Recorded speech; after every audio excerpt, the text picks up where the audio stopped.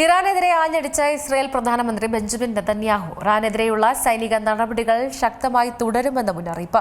ഇറാനെ സമ്പുഷ്ടീകരിച്ച യുറേനിയം നയതന്ത്രപരമായോ സൈനിക ശക്തി ഉപയോഗിച്ചോ നീക്കം ചെയ്യുമെന്നും അദ്ദേഹം ആവർത്തിച്ചു. ഇറാനെതിരെയുള്ള സൈനിക നടപടികൾ ശക്തമായി തുടരുമെന്ന് ഇസ്രായേൽ പ്രധാനമന്ത്രി ബെഞ്ചമിൻ നെതന്യാഹു മുന്നറിയിപ്പ് നൽകിയിരിക്കുകയാണ്. ഏപ്രിൽ 11 രാത്രി പുറത്തുവിട്ട ഒരു വീഡിയോ സന്ദേശത്തിലായിരുന്നു ഇദ്ദേഹം ഇക്കാര്യം വെളിപ്പെടുത്തിയത്. ഇസ്രായേൽ ഇതിനോടകം വലിയ നേട്ടങ്ങൾ കൈവരിച്ചിട്ടുണ്ടെങ്കിലും പോരാട്ടം അവസാനിച്ചിട്ടില്ലെന്ന് പറഞ്ഞ അദ്ദേഹം ഇറാന്റെയും സഖ്യകക്ഷികളുടെയും ഭൂപടം പങ്കുവെച്ചുകൊണ്ടാണ് തന്റെ നിലപാടുകൾ വിശദീകരിച്ചത്.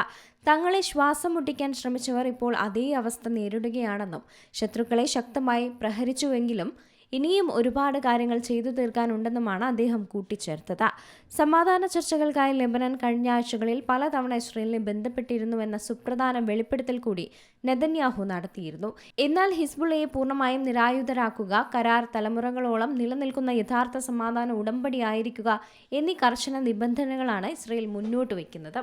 ഇതോടൊപ്പം തന്നെ ഇറാന്റെ സമ്പുഷ്ടീകരിച്ച യുറേനിയം നയതന്ത്രപരമായോ സൈനിക ശക്തി ഉപയോഗിച്ചോ നീക്കം ചെയ്യുമെന്നും അദ്ദേഹം ആവർത്തിച്ചു പറയുന്നുണ്ട്.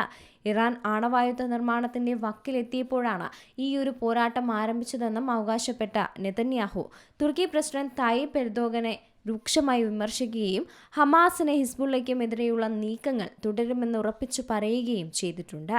International desk, C Malayalam news. ഏറ്റവും പുതിയ വാർത്തകളും വിശേഷങ്ങളും വിരൽത്തുമ്പിലറിയാൻ സി മലയാളം ന്യൂസ് എല്ലാ ഡിജിറ്റൽ പ്ലാറ്റ്ഫോമുകളിലും ലഭ്യം.